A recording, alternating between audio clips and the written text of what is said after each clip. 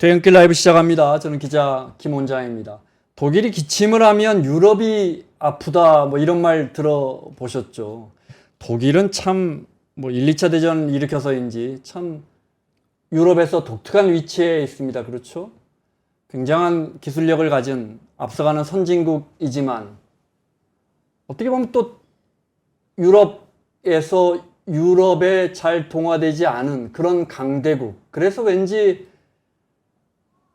영국이나 프랑스에 비해 변방인 것 같은 묘한 나라입니다. 유럽연합이 만들어진 것도 그래서 이 독일을 좀 뭐 묶어놔 보자 이런 취지였다는 말도 들은 것 같은데 이 독일의 경제가 또 요즘 썩 쉽지는 않고요. 어렵다고 하고 유럽의 역사는 그 나라 자신이 해결 못하면 주변국들이 해결을 해줬다는데 무력으로 오늘 독일과 EU 공부해 보겠습니다. 어렵게 모셨습니다. 정범구 전 독일 대사 자리했습니다. 어서 오십시오. 안녕하세요. 반갑습니다. 어렵게 삼고초려로 모셨습니다. 예. 독일에서 공부하셨죠? 예, 독일에서 좀 오래 있었던 편이에요. 네. 제가 왜 독일로 유학을 가신 거예요? 그 당시에 그 독일 장학재단의 초청을 받아서 네. 우연히 그런 기회가 주어져서 나갔습니다. 제가 1979년에 나가서 1990년까지 네. 독일에 있으면서 정치학을 전공했고요. 거기서 석사를 했고 뭐 박사를 했고 하시고 그래서 네. 10년 이상을 이제 독일에서 네. 지냈었습니다. 두 번의 국회의원을 역임하시고 독일 대사를 다녀오셨습니다. 예. 오늘 독일과 예. 그때 당시에 독일과 물론 대사로 있으시니 뭐 만나시는 네. 분들이 다르시겠지만 지금의 독일을 비교해 보신다면 예. 여러 가지 비교가 가능합니다. 우선 이제 제가 공부하던 시절은 독일이 분단됐던 시기죠. 네. 제가 1990년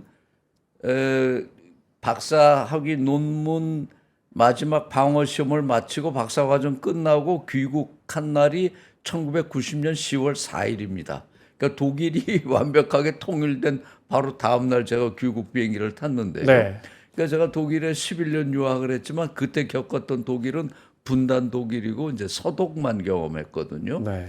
그런데 이제 귀국한 후에 근 30년 만에 독일의 대사로 갔습니다만 이제 독일도 많이 변했죠. 이미 독일은 통일을 이루었고 통일된 지 벌써 이제 30년이 되는 세월이었고요.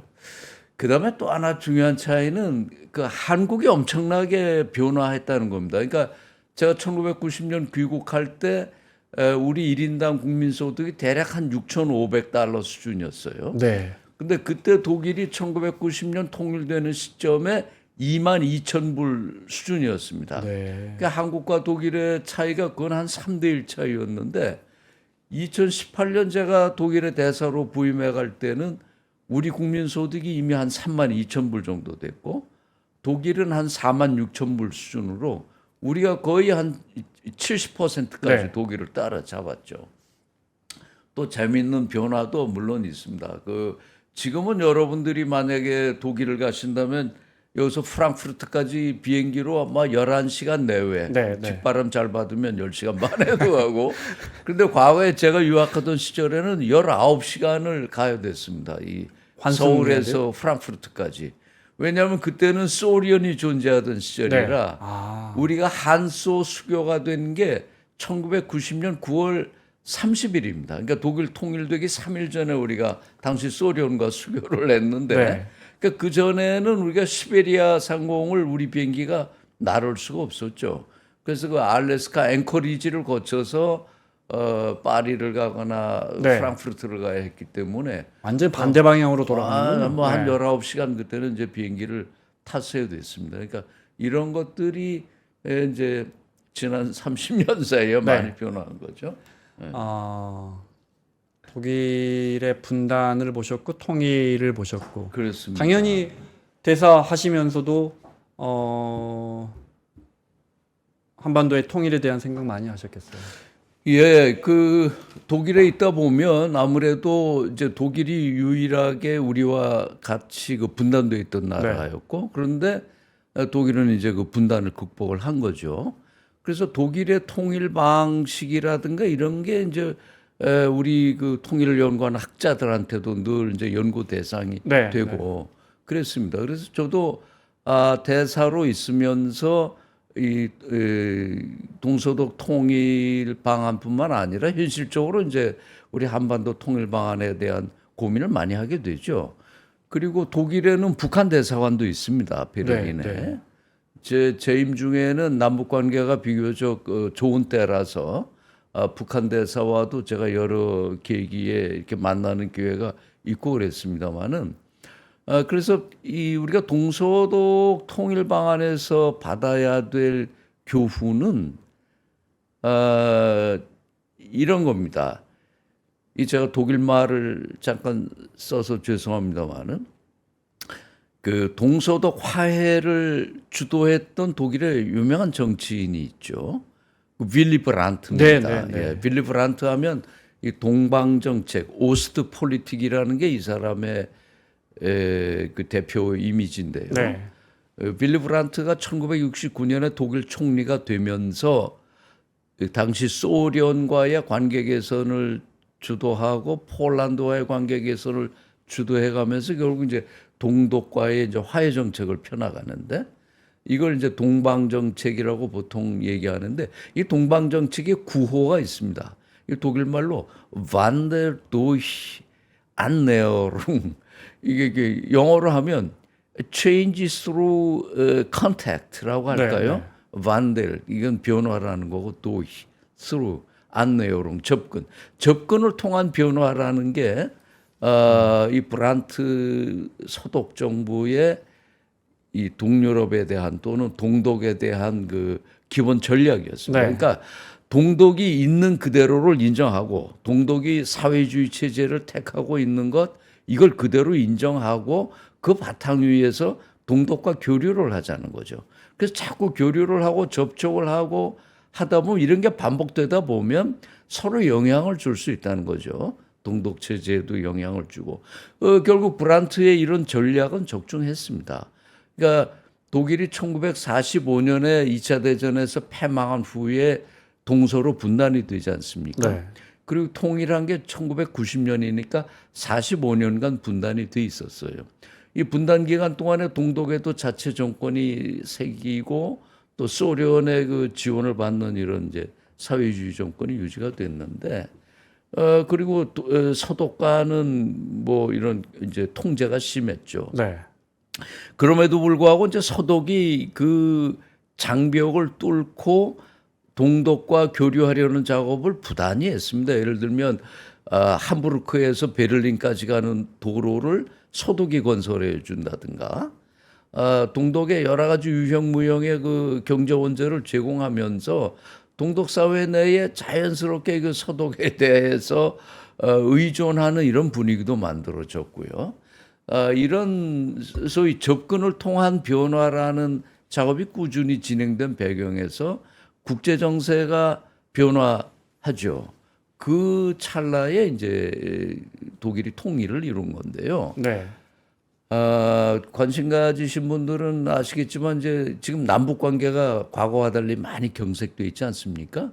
그리고 북한이 얼마 전부터는 우리 한국을 옛날엔 그 칭호로 안 불렀는데 대한민국이라고 호칭을 하고 또 북한의 그 대남 통일부서인 그 통일전선부 통전부가 네. 폐지됐어요. 자, 이건 뭘 얘기하냐? 북한 자체가 지금 이제 자신들이 과거에 얘기했던 뭐 연방제라든가 한반도의 그 하나의 국가로 통일하자는 노선을 버리고 현실적으로 한반도 위에 존재하는 두 개의 국가 체제로 가자는 걸 이제 택했다고 보는 거죠. 네. 저는 이거 뭐 반드시 나쁜 거라고 보지는 않습니다. 동서독 관계에서 우리가 보면 서독은 초기에 그 보수 진영의 반발이 있었지만, 그러니까 동독을 국가로 인정하는 문제에 대해서. 그러나 현실적으로 거기에 존재하는 체제를 무시하고 상대할 수는 없는 거 아닙니까? 그러니까 서독의 이제 빌리 브란트를 중심으로 한 진보 집권 세력이 동독을 있는 그대로 인정하기로 한 겁니다. 그 바탕에서 동독과 교류를 확대하면서 제일 중요한 건 동서독 간에도 전쟁 위험이 늘 있었던 거거든요.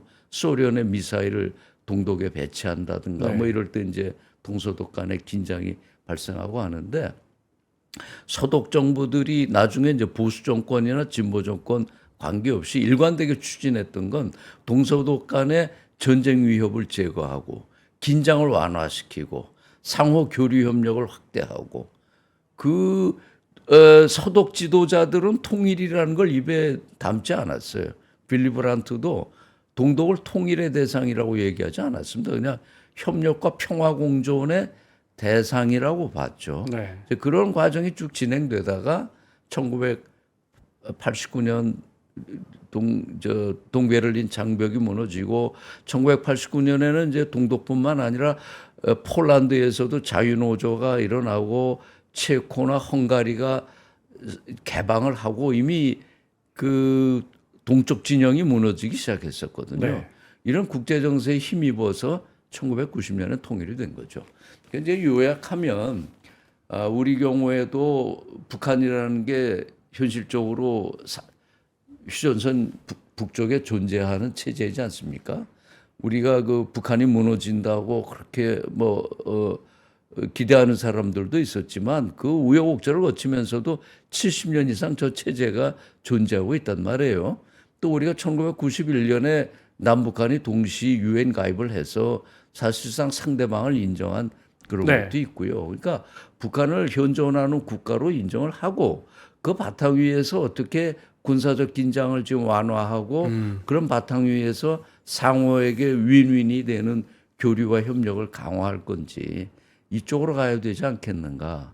그런 생각을 독일에 있으면서 많이 해봤습니다. 앞서 그 컨택을 통한 그러니까 만남, 예. 접촉을 통한 변화라고 하셨잖아요. 빌리 예, 브란트. 접촉 또는 우리로- 접근을 통한 네, 변화. 우리로 따지면 햇볕 정책과 맞습니다. 크게 네. 다르지 않을까. 예. 예. 그런데 이제 우리가 햇볕 정책을 취할 때에도 북한은 그 햇볕 정책이란 말 별로 안 좋아했잖아요. 네. 그러니까 흡수 통일에 대한 불안감이 북한에게는 아주 뿌리 깊게 있는 겁니다. 그러니까 북도 남한과의 관계에서 이렇게 선뜻 통 크게 나서지 못하는 건 북한의 입장에서는 결국 저 남한이 저렇게 하다가 우세한 경제력을 바탕으로 자유주의 바람 자기네들한테 집어넣고 자기네 체제에 무너뜨려서 흡수 통일하려고 그러는 게 아니냐 네. 하는 게 이제 북한이 일관되게 갖고 있는 이제 의구심이죠. 그러니까 만약에 우리도 독일 통일의 예를 벤치마킹한다면 북한에게 그런 체제 불안에 대한 위협을 덜어줘야 된다는 거예요. 너희는 너희 체제대로 인정을 하고 그 안에서 인권이 탄압받고 여러 가지 문제가 있지만 그런 거 참 가슴 아프고 하지만 그거 현존하는 너희 체제들 일단 인정해 주자는 거죠. 그러면 일단 상호 긴장이나 군사적 이런 긴장을 완화시킬 수 있지 않겠습니까? 그런데 아주 공감합니다. 그런데 뜻대로 잘 안 되잖아요. 사실 지난 정부에서 상대가 있는 거죠. 처절하게 실패했습니다. 네. 음. 결과적으로는 실패했고 예. 핵이라는 지렛대를 갖고 예. 있고 기본적으로 우리가 그런 협의를 하고 싶어도 예. 뭐 협의 대상 자체를 미국으로 방향을 잡고 있잖아요. 예. 자기들이 레짐에 대한 레짐 체인지에 대한 공포가 있어서 그런지 뭐 현실적인 그런 부분은 어떻게 보십니까? 제가 좀 네. 원론적인 얘기를 좀 해볼게요. 네. 제가 이제 현실 정치에도 몸을 담았었습니다만 이 정치권의 협상이라는 건 참 공허하기 한이 없어요. 이게 정치 협상이라는 건 명분 싸움 아닙니까? 이건 제로섬 게임이에요. 내가 옳다는 걸 증명하기 위해서 상대방이 잘못됐다는 걸 계속 얘기하거든요. 지금 우리 이제 현재 우리 현실 정치도 그렇죠. 나만 절대적으로 옳다는 명분 싸움입니다. 네. 그러니까 남북한에도 과거에 60년대, 70년대 이제 남북한의 접촉 기록들 보면 그 전에 이제 대한뉴스가 있던 시절에 극장에 가보면 이제 대한뉴스 쫙 나오면 제일 먼저 판문점에서 남북 군사정전위원회 대표들끼리 회담하는 모습이 나옵니다. 그럼 남쪽 대표 유엔군 대표가 30분 발언하면 북한 대표가 30분 발언하고 서로 자기들 얘기하고 그러니까 상대방을 공격하고 비난하는 거죠. 네. 이게 정치 협상이에요. 이게 제로섬입니다. 네가 죽어야 내가 사는 게 제로섬인데 이걸 바꾸는 게 뭐예요? 이건 경제 협상이죠. 경제 협상은 포지티브 썸입니다. 내가 51를 갖고 아니면 내가 49개를 갖고 상대방이 51를 갖더라도 거래가 이어지게 하는 게 이게 경제 협상인데요. 포지티브 썸이죠. 이걸 모범적으로 한 게 정주영 현대 회장 아니었습니까? 통 크게 소 1,000마리 딱 몰고 가서 개발 계획을 하면서 받아오는. 아니, 네. 받아서 싫은 사람이 누가 있습니까? 줘서 준다는 거 안 받는 게 어디 있습니까? 네. 근데 정주영 회장이 소 1,000마리 몰고 올라갈 때는 그 뒤에 있는 더 큰 장기적인 비전이 있었지 않았겠어요? 금강산을 개척하고 네. 북한의 여러 가지 분야의 뭐 인프라에 투자에 진출한다든가 이게 이런 포지티브 썸 이게 남북 관계에서 돼야 된다는 거예요. 그 동서독 관계에는 바로 이런 포지티브 썸 게임이 됐었다는 거죠. 네, 서독이 그 분단 기간에 동독에 그 한국식으로 말하면 퍼준 돈이 어마어마했습니다. 그 뭐 고속도로 같은 거 깔아줄 뿐만 아니라 서독 국민들이 동독 방문할 때 그 하루 그들의 방문 비용 같은 걸 서독 정부가 다 날짜 계산해서 동독에 주고 그랬거든요. 그 서독 내에서도 보수 진영에서는 이렇게 해서 동독한테 돈 퍼주냐는 비난이 있었지만 네. 결국은 그게 다 동독 안에서 그 서독에 대한 그 호감을 가져오고 서독 체제에 대한 그 기대감을 키우고 이게 통일의 밑바탕이 된 거죠. 네. 통일에 대해서 젊은 MZ 세대들은 매우 보수적이라는 거 아니에요? 네. 지금 뭐 우리 MZ 세대들 탓을 할 건 없는 게 자기 일상생활에서 북한을 의식할 일이 없지 않습니까? 네. 그 중에 가장 큰 이유 중에 하나는 이제 비용. 내가 왜 그 가난한 우리 민족이라는 이유로 그 사람들에게 내세금을 내느냐. 예. 이 부분 어떻게 보십니까? 그것도 우리가 사실 설명을 해줘야 되는 거예요. 그러니까 비용을 단순 비용이 있고 그 편익을 감안해서 계산할 수 있는 게 아니겠습니까? 단순 비교를 하면은 지금 만약에 남북한이 통일될 때 지금 남북한의 GDP 차이가 2020년 기준으로 보면 47대 1입니다. 네. 남한이 47의 크기를 갖고 있고요. 그리고 이렇게 숫자로 말씀드리는 것보다 제가 독일에서 유학할 때 89년에 이제 독일의 베를린 장벽이 무너졌어요. 공식 통일은 90년에 됐지만 89년에 동독 체제가 무너졌을 때 제가 서독에서 자동차를 타고 동독으로 들어가 봤습니다. 거의 느낌이 20세기에서 한 18세기로 들어가는 그런 느낌이었어요. 농경사회예요? 예. 그러니까 동독이란 데가 당시 동유럽에서는 소련보다 더 잘 사는 제일 잘 사는 나라였었는데 서독에서 동독으로 들어가 보니까 이건 뭐 완전히 그 낙후되기가 말할 수 없는 그렇겠죠. 그런 사회였는데 근데 북한은 이런 비유에 따지면 동독보다 훨씬 더 낙후되어 있는 거죠. 네. 그 얘기는 무슨 얘기냐면 전부 우리가 돈을 투자해야 도로, 뭐 건물, 공장 이런 게 다 이제 우리 돈이 들어가야 되는 거예요. 네. 이제 이렇게 보면 젊은이들 입장에서 그 돈을 왜 우리가 내냐 하지만 그런데 그걸 우리가 지금 북한이 있기 때문에 지불해야 되는 그 국방비가 얼마나 천문학적인 액수입니까? 우리가 지금 세계 5위의 군사력을 갖고 있다는 게 그게 다 우리 돈으로 만드는 해마다 거 한 아니에요? 60조 원 씁니다. 예. 네. 그 비용 그리고 우리가 분단이 돼 있기 때문에 사실 우리가 그 반도에 살고 있다고 하지만 섬에 살고 있어요. 그러니까 젊은 분들한테 한번 얘기하고 싶은데 여러분 블라디보스톡을 한번 가보십시오. 블라디보스톡이 우리 서울에서 가면 한 1000km 직선 거리로는 아마 1000km 안 될 것 같은데요. 블라디보스톡에서 이른바 그 시베리아 횡단 열차가 출발합니다. 그럼 블라디보스톡에 가시면 그 기차역에 모스크바까지의 거리가 나와요. 이게 9,000km인데 한 나라 안에서 9,000km를 가요. 네. 블라디보스톡에서 같은 러시아 수도인 모스크바까지 9,000km인데 서울까지는 1000km가 될까 말까 해요.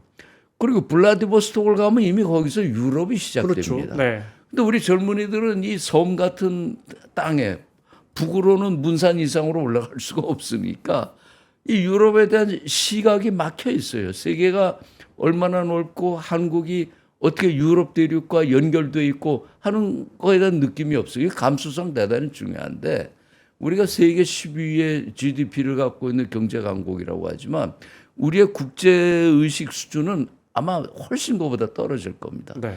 이런저런 것들을 다 감안하면 통일은 결국은 언젠간 우리가 성취해야 할 과제고 이걸 비용 때문에 우리가 미룬다? 이건 말이 안 되는 거라고 생각해요. 송기정 제 기억이 맞다면 송기정 선수 베를린 올림픽이 언제입니까? 30 몇 년입니까? 1933년인가요? 네. 32년인가? 아, 30. 송기정 선수가 8년, 부산에서 출발해서 기차 타고 베를린 갔습니다. 네. 신의주를 거쳐서 베를린까지 갔죠. 그러니까요. 네. 거의 100년 전에 한반도에서 부산에서 유럽을 갈 수 있었는데 기차 타고. 맞습니다. 네. 그때는 뭐그 러시아라고 하는 거가 우리 청년들은 MZ세대는 상상도 못할 이야기를 하고 있는 거예요. 아니 여러분들 네. 요새는 뭐 블라디보스톡 정도는 배편으로도 갈 수 있고 그래서 가서 보면 거기서 우리 한반도를 바라보면 또 느낌이 다른 네. 거예요. 네. 유럽 이야기 여쭤보겠습니다. 네. 유럽 말이 유럽이지 뭐 이유로 물론 경제적으로 완전 통합된 상태지만 각 나라의 국민이 다 다르잖아요. 네. 그렇습니다. 너무 다르죠. 어떻습니까? 아 그러니까 우리가 EU를 보면 이제 한국 같은 경우는 뭐 단일 민족을 자랑하고 이제 특히 우리 민족 정서가 강한 입장에서 보면 잘 이해가 안 가는 게 있죠. 어떻게 EU 같은 경우에 이제 영국이 빠져나가서 27개 국가가 되어 있습니다만은 어떻게 서로 다른 나라들끼리 국경도 없고 네. 재정 정책도 그 EU가 중앙에서 통제를 하고 같은 화폐를 쓰고 이게 우리는 아직 잘 상상이 안 되죠. 근데 유럽은 이걸 오랜 그 협력과 실천을 통해서 지금 이뤄내고 있단 말이에요. 제가 유학할 때만 해도 독일에서 파리를 가려면 프랑크푸르트에서 기차를 타고 가다가 중간에 어디 국경에서 기차가 섭니다. 그러겠죠. 그러면 네. 이제 양쪽에서 그 관리들이 들어와서 여권 검사하고 뭐 그러고 섰다가 이제 또 가고 자동차로 가도 프랑스 국경 뭐 벨기에 국경에서 뭐 이탈리아 국경 다 검문을 하고 그랬는데 지금은 뭐 여러분들이 프랑크푸르트로 들어가시거나 뭐 로마로 들어가시거나 파리로 들어가서 그 인접 국가 다닐 때 거의 한 나라예요. 뭐 전혀 그 국경 컨트롤 네. 하는 데도 없고 그리고 아니 국경에서 도장은 찍어주지 않습니까 여권에? 도장 같은 게 없죠. 아, 그래요? 그러니까 그 만약에 프랑크푸르트로 들어가면 이제 거기서 한 군데서 네. 도장 찍고 나올 때 뭐 파리로 나온다면 거기서 도장 찍고 그런 거죠. 네. 그리고 뭐 돈도 이제 유로를 그거야 같이 쓰고 동전 뒤에만 이제 그 나라 그게 마크가 예, 다르죠. 예. 네. 그러니까 재미있는 건 유로 그 지폐를 보면 그 크기가 조금 다를 수가 있어요. 만드는 나라에 따라서 그 크기가 조금 차이가 나기도 합니다. 네. 우크라이나 전쟁은 전체 유럽의 어떤 통합과 분열의 흐름 이런 맥락에서 보면 우크라이나 전쟁은 어떻게 보십니까? 지금 우크라이나 전쟁이 발발한 게 2022년 2월 24일이죠. 그러니까 지금 2년 반이 됐는데요. 우선 우크라이나 전쟁이 났을 때 당시 이제 제가 이제 독일 쪽 언론만 스크린해 보면 사람들이 엄청난 충격이었어요. 유럽에서 다시 전쟁이 일어난다? 사람들이 이걸 상상을 못 했거든요. 그러니까 뭐 아프가니스탄이나 이라크나 뭐 시리아 내전이라든가 뭐 중동 지역에서 전쟁이 나는 건 뭐 이 사람들이 익히 봐왔지만 적어도 1990년에 동서독이 통일되고 소련이 무너지고 EU가 이렇게 통합되는 걸 보면서 사람들이 이제 유럽 땅에서 다시는 전쟁은 없을 것이다. 이런 생각을 했거든요. 근데 그런 상황에서 전쟁이 일어난 거죠. 네. 그러니까 더군다나 이제 러시아는 핵을 갖고 있기 때문에 이게 핵전쟁으로까지 발전하는 것은 아닌가라고 하는 그런 공포감도 이제 독일 사람들 같은 경우에 컸고요. 네. 그런데 요 우크라이나 전쟁 발발할 때 배경을 조금만 더 보면 2022년에 우크라이나 전쟁이 났지만 그 앞서서 2020년 1월에 코로나 19가 유럽에 네. 들어왔거든요. 2020년 1월에 독일 남부 바이에른에도 나왔고 이탈리아 북부 롬바르디아 지역에 코로나가 하면서 이태리 북부에서는 사망자가 엄청나게 그럼요. 네. 나왔어요. 막 나중엔 그 시체 수송을 못하니까 군 트럭들이 이걸 다 할 정도로. 근데 그 코로나가 발생했을 때 유럽이 어떤 패닉에 빠졌냐면 갑자기 각자 도생 분위기로 돌아섰습니다. 그러니까 그 전까지는 이제 EU 통합을 강조하고 유럽은 하나다라는 걸 늘 강조해 오던 유럽이 코로나가 발생하니까 당장 오스트리아, 독일부터 국경을 걸어 잠그고 그 백신을 확보하는 데에서도 각국이 먼저 경쟁적으로 네. 백신 타려고 하고 그러니까 이게 종전까지 뭐 통합을 얘기하다가 갑자기 이제 각자 도생 분위기로 바뀌는 거예요. 그리고 2020년 1월에 코로나도 들어왔지만 이때 뭐가 있었냐면 2020년 1월 말로 브렉시트가 완성이 돼서 영국이 이제 빠져나갑니다. 브렉시트 찬반 투표는 2016년에 있었지만 실제로 이제 영국이 협상 끝에 빠져나가는 게 2020년 1월 말이었거든요. 그러니까 유럽이 그 전까지 뭐 전부 통합의 방향으로 가는 것 같고 태평성대를 구가하다가 어느 순간부터 이게 각자 도생에 예상하지 못했던 일들이 빵빵 터지면서 분열의 조짐이. 이게 한 거죠. 네. 그리고 이제 그때 또 하나 논쟁이 됐던 건 그 미국의 그 최대 투자사 중에 그 블랙록이라는 회사가 있어요. 거기 레리 핑크라는 사람이 CEO인데 우크라이나 전쟁이 터졌을 때 그런 말을 했어요. 푸틴의 탱크로 이제 세계화는 끝났다. 자, 보세요. 이게 세계화라는 코드도 중요한 코드인데 세계화라는 건 1990년 동서독이 통일되고 소련이 무너지고 세계가 하나의 시장으로 통합이 되면서 네. 이 세계화가 완성된 거 중국이 아닙니까? WTO 가입하고요. 네. 과거에 소련이 있을 때는 자본주의 시장 따로 있고 사회주의 시장 따로 있고 아메리칸 웨이 오브 라이프가 있고 소비에트 웨이 오브 라이프가 있었는데 이게 하나로 다 된 거 아니에요? 그리고 이런 글로벌라이제이션은 당연히 평화를 전제로 하는 거죠. 국가 간의 상호 자유무역이 확대되고 상호 의존이 높아지려면 네. 평화 체제가 유지돼야 됐죠. 근데 이런 게 우크라이나 푸틴의 탱크로 이게 완전히 망가진 거 아닙니까? 그러니까 그 레리 핑크 같은 CEO가 세계화는 끝났다 이런 얘기까지 내놓은 거예요. 거기다가 이제 중국이 이제 급부상하고 있고 그런데 세계화가 끝났다라는 걸 가지고 당시에 이제 많은 논쟁이 있었습니다. 그런데 요새 그래서 이제 뭐 디커플링이란 말도 네. 나온 거고요. 중국이나 러시아 같은 걸 세계 시장에서 배제하고 서방만으로의 시장을 만들어야 된다는 논의도 그때 한참 나왔죠. 디커플링.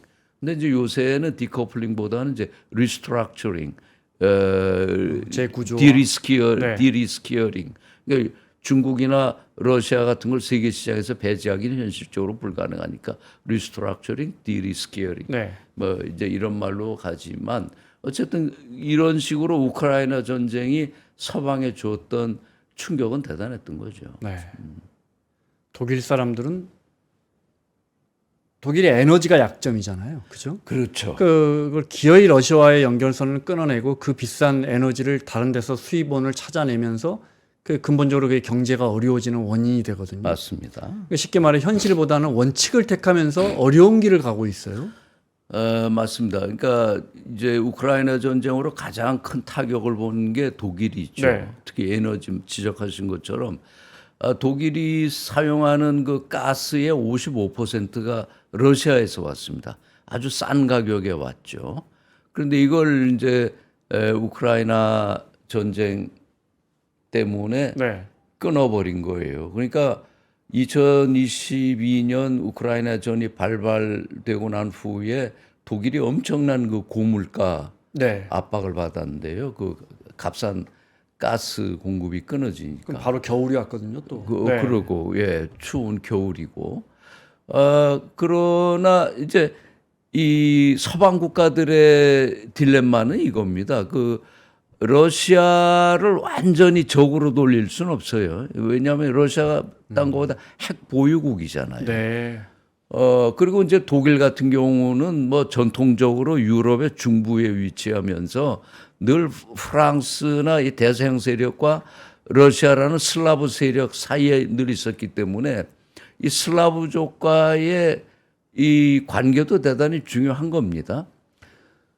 그럼에도 불구하고 러시아에 만약에 이 침략을 용인하면 그 다음에는 폴란드라든가 이 러시아 인접 국가들의 불안감도 대단하거든요. 안보 불안, 핀란드, 네. 폴란드, 뭐 슬로바키아 이런 지금 나라. 우리 무기 많이 사고 있지 않습니까? 그래가지고. 네. 그럼요. 그러니까 이 러시아의 그 우크라이나 침공을 강력하게 비판하면서도 이 독일제 탱크를 공급한다든가 이제 이번에 F-16은 제공하기로 했습니다만 네. 우크라이나에 무기 지원을 하는데도 또 러시아 눈치를 봐야 되는 거죠. 이게 러시아 본토를 공격할 수 있는 공격용 무기는 러시아를 자극할 수 있기 때문에 제공을 조심하고 참 딜레마예요. 그러니까 프랑스나 더 서쪽에 있는 나라들보다는 아무래도 러시아의 심기를 좀 덜 건드리고 싶어 하는 게 있겠군요. 독일은 당연히 그게 있죠. 네. 더군다나 2차 대전 러시아에 대한 패전국으로 또 지금 이제 통일됐지만 동독 지역에는 아직도 러시아의 우호적인 분위기들이 있어요. 네. 지역적으로. 네. 이런 것 때문에 서방의 정치 지도자들이 선택할 수 있는 우크라이나전과 관련해서 선택할 수 있는 이게 대단히 제한이 돼 있습니다. 네. 이제 우크라이나전이 어떻게 진전이 될지는 뭐 많은 사람들이 지켜보고 있습니다만은 이제 많이 하는 얘기들 중에 하나는 트럼프가 만약에 집권하면 우크라이나전이 빨리 좀 종식이 되지 않겠느냐라는 견해들을 갖고 있는 네, 것 같아요. 근데 뭐 제 생각엔 해리스가 된다 하더라도 우크라이나전은 이제 아마 서방 입장에서는 정리를 해야 될 겁니다. 네. 이게 지금 전비가 우크라이나에 투입된 전비가 그 뭐 통계마다 들쑥날쑥한데 아주 보수적으로는 한 260억 유로, 40몇 조에서부터 그 인도주의 지원까지 하면 한 1,600억 달러 네. 정도가 투입됐다고 그래요. 200조. 네. 예. 이런 상황에서 서방이 계속 이걸 밑빠진 독에 물 붓는 것처럼 할 수는 없죠. 그러니까 지금 미국이 선호하는 방안은 현재의 전선에서 이제 휴전을 하자는 거 아닙니까? 이게 소위 우리 1953년 한반도에서 남북 간 그 그러네요. 휴전을 한 것처럼 네. 현재 전선에서 그걸 영토로 인정하고 휴전하는 거.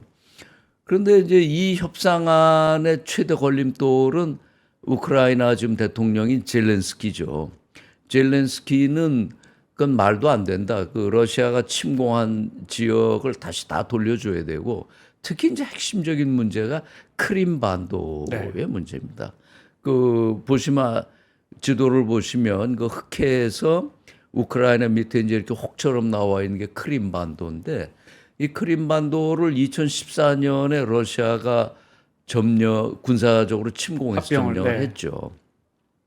근데 이 크림은 역사적으로 보면 여기가 이제 크림 타타르라고 타타르족이라고 터키족의 이제 일부입니다. 일찍부터 러시아에 진출해 있던 터키족이 다수가 살던 지역이고 이 지역은 이제 친러시아 지역이었어요. 그런데 이 크림을 1955년에 당시 흐루시초프가 이제 소련 공산당 서기장이었죠. 흐루시초프가 우크라이나 출신인데 1955년에 크림을 당시 우크라이나 공화국에 띄워줬어요. 네. 그때만 해도 뭐 흐루시초프는 소련이 이렇게 해체될 거라고는 상상을 못했겠죠.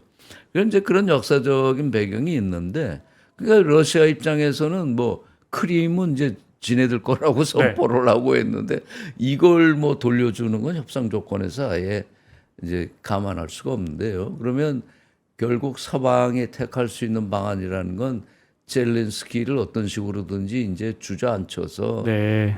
현재의 전선에서 휴전을 성립하도록 하는 게 이제 최대치일 겁니다. 아마 트럼프가 당선된다면 이제 이런 걸 강하게 더 밀어붙일 거라고 이제 관측은 하는데요. 네. 서방도 뭐 이런 식으로 우크라이나 전쟁을 계속 끌고 가는 건 지속 가능하지 않죠. 지속 가능하지가 않죠. 유럽을 흔들고 있는 또 다른 위기가 이제 러시아와 우크라이나 전쟁 말고 극우 이야기 좀 해볼까요? 근데 아니 르펜의 그 아렌인가요? 그 정당은 이제 총선에서 주저앉은 거나 다름없고 또 독일도 극우 정당이 여론조사에서 굉장히 앞서가더라고요. 근데 지구인들 입장에서는 독일의 극우 정당은 다른 문제입니다. 그렇죠? 독일의 극우 정당은 70년 전에 1,000만 명 이상을 죽였던 역사를 갖고 있기 때문에 그렇습니다. 이건 뭐 그냥 이건 어떻게 보십니까? 독일의 뭐 지적이 올바르시죠. 나치를 경험했던 독일에서 그 전후에 새로운 독일을 건설하면서 나치 잔재를 제거하고 했던 나라에서 어떻게 다시 나치가 나오나. 근데 이 핵심은 이제 난민 문제예요. 네. 좀 하나씩 정리를 해서 말씀드리면 독일 인구가 8,300만인데요. 네. 2015년에 그때 시리아 내전이 극에 달하면서 이때 시리아 쪽에서 난민이 대량 발생해가지고 유럽으로 막 100만 명 이상이 몰려왔어요. 이때 독일이 2015년 한 해에만 85만 명의 난민을 받아들였습니다. 네.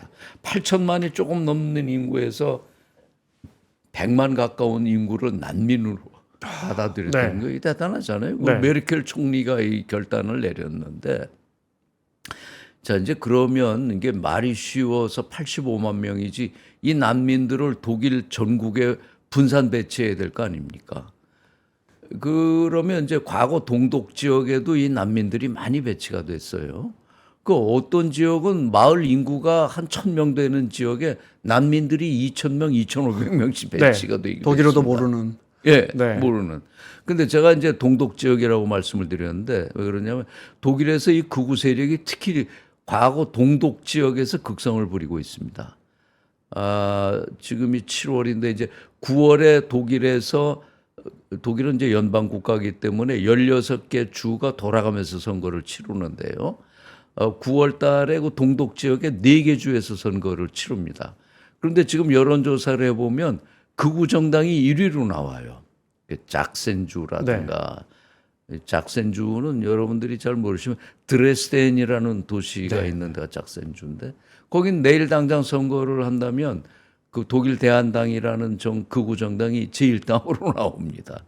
그 왜 동독 지역에서 특히 이렇게 극우가 바로 하는가? 그 핵심에 난민 문제가 있다는 건데요. 아까 말씀드린 것처럼 2015년에 대량의 난민들이 들어와서 독일 전역에 분산 배치시키는데 동독 지역에 특히 동독은 아직 농촌 지역이 다수고 경제적으로 낙후되어 있습니다. 서독에 비해서. 여기 수많은 난민들이 들어왔는데 동독 주민들이 볼 때는 지금 동서독이 통일될 때 20대, 30대였던 사람들이 지금 이제 30년이 지난 후에 50대, 60대가 되죠. 이 사람들은 통일 이후에 고생을 참 많이 했어요. 동독에서 교육받고 동독 시스템에서 살다가 갑자기 통일이 되고 나니까 자기들 학력도 제대로 인정 안 되고 동독에서 땄던 면허증도 잘 인정이 안 되고 서독에서 온 사람들한테 그 피지배자 취급받고 그 고생을 해서 간신히 이제 한 30년 돼서 자기들 집도 좀 장만하고 뭐 좀 이제 살아볼까 하고 하는데 갑자기 보지도 못했던 외국 난민들이 수십만이 몰려 들어와서 그 사회보장 비용 다 받고 나살기도 힘든데 자기들도 못 누리던 뭐 이런 복지 혜택을 받고 한다고 보는 거죠. 이제 동독 주민들 입장에서. 그런데다가 제도권 정당들은 그 문제에 대한 뭐 뾰족한 대책이 없는 거고 이제 여기에 이제 극우 정당이 등장을 한 건데 이제 그럼 극우 정당이라고 무슨 뾰족한 대책이 있냐? 그건 아니죠. 그런데 극우 정당이 사람들의 마음을 사로잡는 건 선동을 하는 겁니다. 우리가 지금 못 사는 거 힘들게 사는 건 저 다 난민들 때문이다. 네. 우리한테 돌아올 돈을 난민들이 빼가고 있고 우리한테 와야 될 일자리를 저 난민들이 들어와서 뺏고 선동을 하는 거예요. 그런데 사실 유럽이 독일도 마찬가지로 인구는 줄고 있을 거고요. 그죠? 네. 사실 기업인들이나 이런 분들은 노동력이 들어오는 게 나쁘지 않을 겁니다. 그죠? 서민들이 원래 이민자들 들어오면 서민들이 일자리를 뺏기기 때문에 서민들이 반발하고 그들에 대한 혐오나 미움을 퍼뜨리는 건 어떻게 보면 이게 어느 나라도 마찬가지거든요. 그럴 수 있죠. 네. 그럴 수 있죠. 근데 이제 이건 독일 내부의 논의인데 그 난민을 대량으로 받아들일 때 그 이전에 독일에서도 이제 이런 논쟁들이 있었어요. 그 출생률이 계속 저하되고 네. 노동력, 병역 자원이 점점 줄어드는데 이걸 어떻게 할 거냐. 결국은 외국 이민을 통해서 이걸 충당해야 된다라는 논쟁이 있었죠. 그런데 그때 일자리에서 독일이 바랐던 일자리는 소위 좀 전문직들입니다. 뭐 IT 분야를 포함해서 전문성이 있는. 그런데 막상 난민들이 들어왔을 때는 그 난민들은 정말 피난민들이기 네. 때문에 그런 독일의 노동시장의 수요를 딱 맞춰주는 그 난민들은 아니었거든요.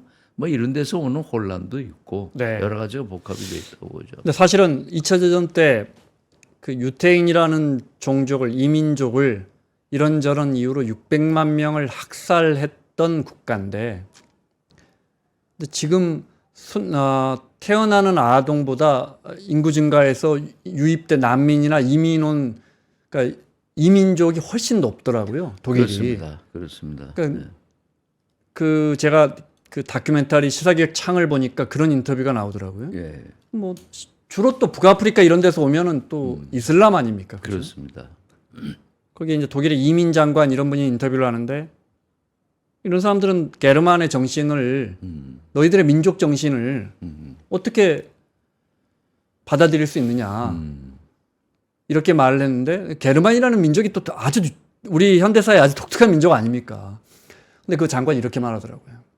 누구든 피부색과 상관없이 게르만의 정신을 받아들이고 인정할 수 있고 공부할 수 있다면 그 사람이 게르만이다. 라고 아주 인상 깊은 인터뷰를 하더라고요. 근데 이제 난민 문제가 독일이나 유럽의 그 극우가 바로하게 하는 배경이지만 그렇다고 해서 독일이 우리가 생각하는 것만큼 그렇게 폐쇄적인 나라는 아니에요. 예를 들면 독일의 지금 농림부 장관은 터키계입니다. 근데 네. 터키계가 뭐 이민 2세, 3세가 아니라 당대에 터키에서 이주해 와서 당대에 됐고요. 또 독일의 지금 연립여당인 그 녹색당의 경우에 남자 여자 공동대표 둘이 있는데 남자 대표는 7살 때 테헤란에서 온 이란 이민입니다. 네. 그런데 이제 독일 국회의원을 하고 또 당 대표를 하죠. 또 우리 한국계 여성이 3인당 소속으로 지금 국회의원도 있고요. 그리고 독일에 왜 이렇게 난민이 많이 오느냐는 데서 이 독일 헌법에 말이죠. 네. 아마 우리나라 분들 쉽게 이해 못. 독일 헌법에는 망명권이 헌법상 권리로 보장이 돼 있습니다. 그러니까 이게 이민자보다 난민, 망명 이런 사람들이 망명. 되게 많더군요. 그러니까 독일 헌법 16조에 보면은 정치적으로 압박받는 자들은 망명권을 보유한다 이런 구절이 있어요. 이게 이제 독일에 유난히 많은 그 난민이 몰리게 하는 배경이 되죠. 지난 한 해 2023년 EU 27개 국가에 난민 신청을 한 숫자가 한 120만 정도 돼요. 그 중에 30만 이상이 독일에 이제 난민 신청을 하고 있고요. 그리고 아까 말씀하신 것처럼 이제 난민의 대다수는 시리아, 이라크, 아프가니스탄. 네. 그 난민 신청자의 3분의 2 정도가 이 아랍계 이민자들입니다. 이게 그러니까 이슬람이기 때문에 이제 그런 문화적 충돌도 갖고 오는데 근본적으로 독일이 2차 대전 때 자기들도 그 수많은 해외로 나치 압박을 피해서 해외로 난민이 돼서 갔었기 때문에 그 독일 헌법에 이런 그 정치적 망명권을 기본권으로 보장을 하고 있어요. 이게 또 해외 난민들을 불러들이는 요인도 네. 되고 있죠. 그 아까 제가 본 다큐멘터리 이야기 한 번만 더 하자면 거기에 그 아프가니스탄 가족이 나옵니다. 네. 그럴 일이 있어서는 안 되지만 만약에 먼 훗날 독일에서 어떤 상황이 발생해서 당신들이 갈 곳이 없다면 그때 우리나라로 오라. 우리는 독일 사람을 받아주겠다라는 제가 아주 그 기억에 남는 인터뷰를 그 시사기획 창에서 봤습니다. 예. 예. 근데 이제 이런 흐름과 함께 결국은 앞서 말씀하셨지만 민족주의 강화되고 그죠? 보호주의 강화되고 뭐라고 표현? 각자 도생 이 흐름은 유럽도 결국 피하기 어렵지 않는가? 여기 만약에 트럼프라는 정말 강성 정치인이 또 집권을 하게 된다면 이런 속도는 더 가속화될 거 아닙니까? EU도 제가 볼 때는 피해가기 어려울 것 같은데요. 근데 이제 세계의 흐름을 한번 크게 보면요. 네. 아니 우선 그 전에 미국 정치에 보면 늘 그 대외 정책으로 크게 두 개의 흐름이 있습니다. 하나는 고립주의가 있고요. 하나는 이제 개방주의가 있죠. 네. 그러니까 미국의 19세기의 멀러 대통령이 신고립주의라는 걸 택했다고 하지만 대개 보면 공화당이 고립주의적 성향이 좀 강했던 것 같고 민주당이 이제 대외 개방 쪽이 강한 것 같은데 오늘날 세계 흐름을 보면 세계화, 글로벌라이제이션이 대세지만 극우를 중심으로 각자 도생주의가 이제 커가고 있죠. 네. 미국의 트럼프가 우선 이걸 선도할 뿐만 아니라 프랑스의 르팽도 프랑스 극우인 그 국민연합 대표인 르팽도 트럼프가 아메리카 퍼스트를 주장하는 것처럼 그 르팽도 프랑스 퍼스트입니다. 네. 민족주의를 이렇게 교묘하게 자극하죠. 그렇습니다. 그러니까 그 프랑스의 르팽은 너희가 극우 아니냐라고 하면 이렇게 대답을 합니다. 나는 좌도 아니고 우도 아니고 나는 프랑스주의다. 이거거든요. 네. 그러니까 프랑스 퍼스트. 이런 이제 이탈리아도 지금 이제 극우 정당이 네. 집권하고 있고요. 헝가리는 그 오르반이라고 2012년부터 장기 집권하고 있는. 그러니까 이 고립주의가 한쪽에 있어요. 다른 말로 하면 각자 도생주의죠. 이 두 흐름 중에 이제 어떤 게 더 우세해질 건가 하는 건데, 근데 우리가 트럼프 일기를 보면 트럼프가 그 대통령을 할 때 제가 이제 독일 대사를 하면서 독일을 중심으로 한 EU와 미국 트럼프 행정부하고 엄청난 긴장 관계가 많이 있었습니다. 트럼프가 저 중국에만 강공을 한 게 아니라 EU 우방인 EU를 향해서도 보복 관세 매기고 압박을 엄청 넣었거든요. 네, 나토 방위비 분담 가지고 그렇습니다. 밀어붙이다 안 되니까 독일에 있는 미군 멋대로 철수시키고 이게 그때 세계 그 흐름을 엄청 혼란시켰어요. 이제 이런 과정이 또 한 번 이제 나타나지 않을까 이런 생각을 해볼 수 있죠. EU가 존속 가능하다고 보십니까? 만약에 존속 가능하다면 EU의 앞으로의 역할은 뭡니까? 지금 28 정치적인 통합도 가능하다 이렇게 보십니까? EU가 지향하는 건 아주 높은 단위의 정치 통합이죠. 네. 그리고 마크롱은 한때 유럽의 군대까지도 얘기를 했습니다. 유럽군, 민족 군대를 벗어난 유럽군까지 했는데 그런데 이런 것들이 아까 말씀드린 대로 코로나나 우크라이나 전쟁을 거치면서 균열이 오고 있죠. 지금 유럽 연합이 27개 국가입니다. 영국이 빠져나가서. 그런데 이 27개국에서 이제 극우 정당들이 집권하는 나라들이 지금 대여섯 개 정도 되는데 이 극우 정당들이 보편적인 게 탈유 쪽이에요. 그러니까 통합보다는 그 민족국가 단위의 자율권을 보장하라는 이제 반유 흐름으로 가는데 네. 아직은 이제 독일이나 프랑스를 비롯한 주요 국가들이 EU 통합에 무게를 두고 있지만 이런 극우 정당들이 어느 정도 영향력을 확대해 가느냐에 따라서 EU 내부에서 이 문제를 어떻게 해결할지 이제 두고 봐야 될 겁니다. 경제적으로야 뭐 국경이 없어졌고 뭐 화폐 하나를 쓰니까. 근데 정치적 통합 이야기할 때 예를 들어 EU 의회가 있잖아요. 예. 각 나라의 의원들이 있을 거 아니에요. 예. 원래 의원 하던 사람들이 거기 가서 또 의원 합니까? 아니 EU 따로 뽑습니까? EU 의회를 따로 뽑죠. 따로 뽑습니까? 예. 그러니까 그럼 제가 각국에는 독일에 보면 자기네 나라 국회의원이 있고 또 EU 의원이 있죠. 그 사람들은 당을 어떻게 합니까? 아, 그 재밌는 건데요. 네. 예를 들면 독일 경우에는 3인당, 기민당이 있죠. 네, 네. 3인당이 진보당이고 기민당이 보수당이에요. 지금 기민당이 집권당이죠. 지금 3인당이 녹색당하고 아, 자민당 연정인- 3당 연정을 연정이군요. 해서 네, 네. 정권을 꾸리고 있죠. 그런데 독일에서 만약에 EU 의회 선거를 하면 3인당은 3인당으로 후보를 내고 기민당은 기민당으로 후보를 냅니다. 그런데 이 사람들이 EU 의회에 들어가면 네. 독일 3인당 소속 의원은 거기에 SND, 소셜리즘 앤 디모크라시라는 프랙션이 있어요. 네. 유럽 프랙션. 그 유럽 프랙션에 들어갑니다. 그러면 프랑스의 사회주의자들도 그 SND에 들어오고 네. 이탈리아 사회주의자들도 그 SND에 들어오고 마찬가지로 그 독일 기민당 의원이 기민당 소속으로 EU 의회에 당선이 되면 거긴 EU 내에 EPP라는 프랙션이 있습니다. 그 People's Fraction 이런 건데요. 그러니까 각 민족 국가의 범위를 넘어서는 범유럽적 프랙션들이 EU 의회 안에 있는데 그 정치적 성향에 따라서 이제 보수 프랙션, 진보 프랙션, 중도 프랙션 이런 것들이 만들어지죠. 네. 어떤 거 의결합니까? 우리로서는 저는 잘 잘 이해하기가- 와닿지가 않아요. 잘 그러니까 경제적인 이해하기가 건 어려워요. 경제 통합이 돼 있으니까 네, 이거 알겠는데 네. 정치적으로 각 나라의 이해관계가 다 다른데. 다 다른데. 근데 거기서 어떤 걸 자기들이 같은 당 프랑스와 정치적 노선이 같다. 네. 그럼 다수당이 있을 거고 이제 네. 다수결로 할 텐데 유럽 의회에서는 그럼 정치적으로 어떤 걸 결정하는 거예요? 그게 참 한마디로 쉽지 않을 것 우리나라 같아요. 분들에게 설명하기는 어려워요. 네. 근데 이런 장면을 하나 설명을 해드릴게요. 제가 EU 의회를 과거 의원 시절에 한번 방문했는데 2000년대 초죠. 그때는 아마 EU 가입 국가가 20개가 안 될 때였을 겁니다.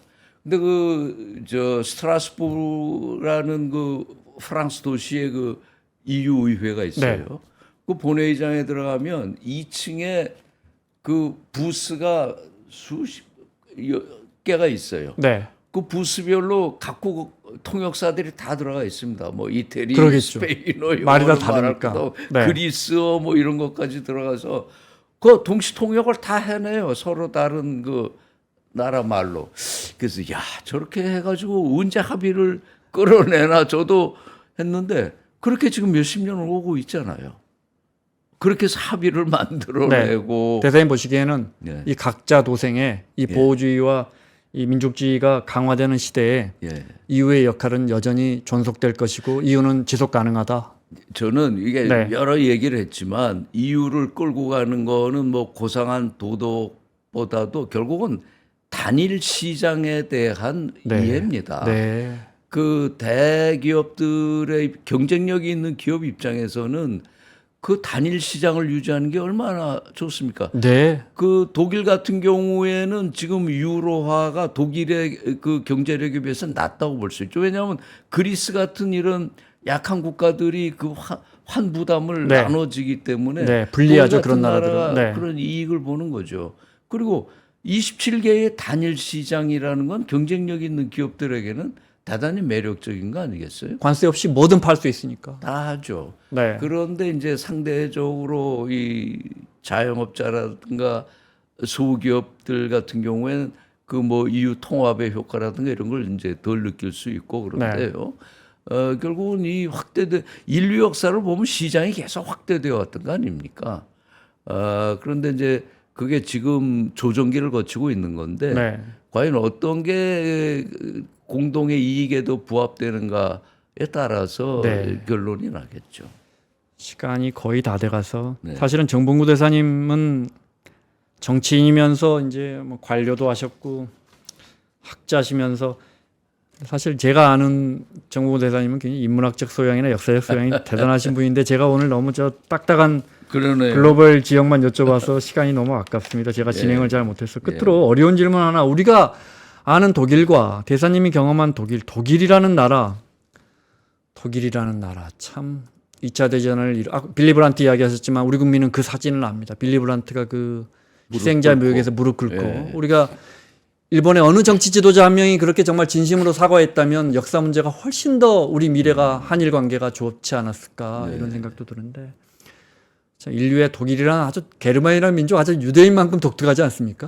독일은 어떤 나라고 어떻게 전망하십니까? 독일이 어떤 나라라는 걸 이렇게 짧게 얘기하기는 좀 어려운 것 같아요. 대신에 저는 네. 왜 유럽에 우리가 관심을 가져야 네, 되는가는 얘기를 좀 짧게 했으면 좋겠는데 유럽이 이제 단일 시장으로 지금 가고 있죠. 그러니까 경제적으로도 유럽은 중요해요. 2020년 기준으로 할 때 세계 GDP의 24.7%가 미국입니다. 네. 그리고 중국이 17.4%예요. 그런데 EU가 27개국 영국 빼고 이게 계속 18%입니다. 네. 단일 시장으로 중국보다 큰 G2가 되는 거예요. 근데 이런 이제 경제적인 수치를 떠나서 우리가 유럽에서 받은 문화적 유산이 얼마나 큽니까? 영국에 셰익스피어가 있어서 우리가 다양한 문학적 자산을 경험할 수 있었고 또 뉴턴의 그런 그 물리학을 통해서 세계가 발전했고 프랑스 같은 나라 프랑스 혁명의 전통으로 역사의 새로운 장을 경험하게 했고 뭐 루소, 몽테스큐 얼마나 많은 지적 자산이 있습니까? 독일 같은 경우에 뭐 칸트, 헤겔의 철학에서부터 베토벤, 모차르트 이런 음악적 유산들 이런 것들은 돈으로 쉽게 환산할 수가 없는 거죠. 그러니까 유럽에서 우리가 배우는 건 다양성입니다.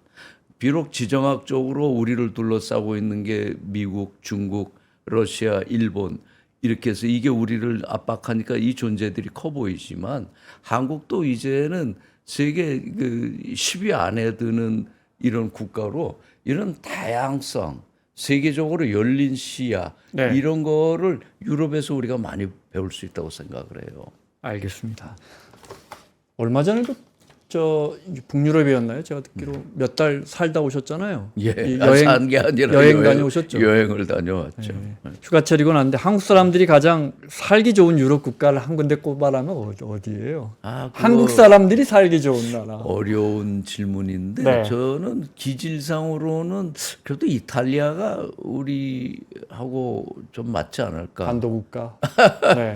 뭐 시끄럽기도 하지만 지적인 전통도 있고 또 거기 이탈리아를 우리가 좀 우습게 하는데 과학기술에 레오나르도 다빈치의 나라이고 미켈란젤로의 나라인데 저는 뭐 이탈리아 괜찮다고 알겠습니다. 자, 마무리하겠습니다. 정봉구 전 독일 대사와 함께 우리 독일과 유럽 이야기 나눴습니다. 감사합니다. 고맙습니다. 박근영, 이선영, 사경인, 염승환 투자 마스터들의 세심한 케어로 건강한 투자 습관을 만드세요. 3프로 멤버십 3프로 앱에서 확인하세요.